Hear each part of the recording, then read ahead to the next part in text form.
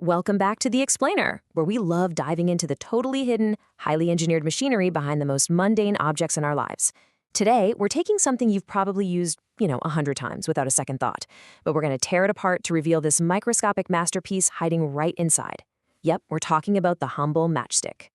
So what actually happens when you strike a match? Because honestly, what looks like just a simple, everyday flash of magic is actually this microscopic, almost steampunk-like engine.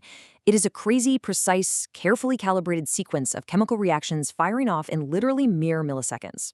When you strike a match, you're not just rubbing two rough things together, you're kicking off a highly orchestrated chain reaction. And to wrap our heads around this, here's our agenda for today. We'll start with the anatomy of the match, then zoom in on those critical milliseconds, explore the domino effect, dig into the safety engineering, and finish up with its incredible miniature power. Section 1. The anatomy of the match. Let's start by looking at the match from the outside, because, believe it or not, it's essentially a machine built in two entirely separate parts. A ton of engineering actually goes into making sure this thing stays completely stable for years, right up until the exact second you need it. Now, what's super interesting here is the separation of powers. You've got the matches themselves, usually made of something like poplar or pine wood, and they're impregnated with substances like paraffin to help the flame spread smoothly. And then, crucially, you have that striking band on the side of the box. That strip? It's not just rough paper. It's a very specific chemical cocktail containing red phosphorus, powdered glass to act as an abrasive, and resins to just kind of hold the whole shebang together.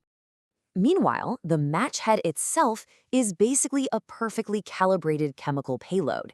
You've got potassium chlorate to provide oxygen, sulfur or sometimes antimony sulfide acting as the initial fuel, plus its own powdered glass for friction. And all of this is bound together by glues and given its classic color with dyes. The absolutely crucial takeaway here is that no single component can start the fire on its own. None of them. They absolutely must work together, perfectly timed to get that ignition. Moving on to Section 2, milliseconds. Let's see how this all builds by literally slowing down time. We're going to zoom way in on what happens in just a tiny fraction of a second when those two separate components finally meet. In the very first millisecond of the strike, the powdered glass on the match head grinds against the powdered glass on the box. This creates intense, localized friction, instantly spiking the temperature to somewhere between 200 and 300 degrees Celsius at a microscopic point. And that sudden, intense heat does something absolutely incredible. It transforms a tiny speck of the relatively stable red phosphorus on the box into highly reactive white phosphorus. And here is the full, brilliant sequence that follows that exact moment. Check this out. The friction creates heat. The heat sparks that newly formed white phosphorus, which catches fire pretty much instantly. That initial tiny flash of heat then triggers the match head. The potassium chlorate is aggressively forced to release oxygen, which feeds the sulfur. The sulfur burns, melting the paraffin wax on the wooden stick, and finally, boom, the wood itself catches fire. At that exact point, the match is entirely self-sustaining. Which brings us to Section 3, the domino effect. Timing and thermal transfer are literally everything here. Our source material perfectly compares this to a sequence of falling dominoes, where every single material is so carefully chosen to pass its thermal energy right along to the next. The friction pushes the first domino, right? Which topples into the white phosphorus, which falls into the match head, which knocks over the paraffin, which finally sets the wood ablaze. If a single domino in this setup is missing or even slightly out of place, the entire chain reaction just completely fails. And smack in the middle of that falling line of dominoes is this equation. This right here is the heart of our miniature steampunk machine. As the head heats up, the potassium chlorate, that's the KClO3 you see in our core reaction, decomposes.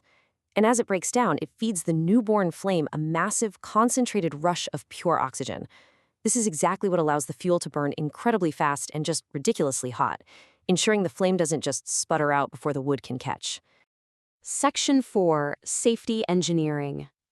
Okay, so with all this explosive, oxygen-fed potential sitting in this tiny little package, you might be wondering, why doesn't a box of matches just spontaneously burst into flames in your pocket? Well, the genius of modern design is in the safety match. It's a brilliant piece of risk mitigation. Safety matches keep the red phosphorus strictly isolated on the box. So for a safety match to light, it needs the right temperature, friction, the specific striking surface, the phosphorus transformation, and the oxygen release to all happen at the exact same time. By contrast, those old Strike Anywhere matches, they actually mixed a small amount of phosphorus directly into the match head itself. Sure, you could light them on your shoe, a rough stone, or a brick wall, but that ease of use came with a massive risk of accidental ignition. So simply separating the chemicals totally solved a major safety hazard. And finally, Section 5, Miniature Power. Let's just talk about the sheer output of this tiny feat of engineering once the reaction is fully unleashed. Because guys, for something so small, a match packs a serious punch. It is genuinely mind-blowing that in less than 1/10 of a second, this tiny head generates a localized inferno reaching between 1,000 and 1,500 degrees Celsius. I mean, that is just incredibly hot. And that highly energetic initial reaction is exactly why a match can often survive a sudden gust of wind right as you strike it. The sudden burst of extreme heat is usually just enough to quickly ignite the wood before the wind even has a chance to blow that fragile new flame out. Just to put that miniature power into a broader physical perspective, a single match burning for just 10 to 20 seconds releases roughly 1 to 2 kilojoules of total energy. To visualize that, it's actually enough thermal energy to heat an entire liter of water by a few tenths of a degree Celsius. All of that power from just a tiny sliver of pine wood and a dot of highly engineered chemistry at the tip. No way, right? I really hope this explainer has completely changed how you view this humble little tool.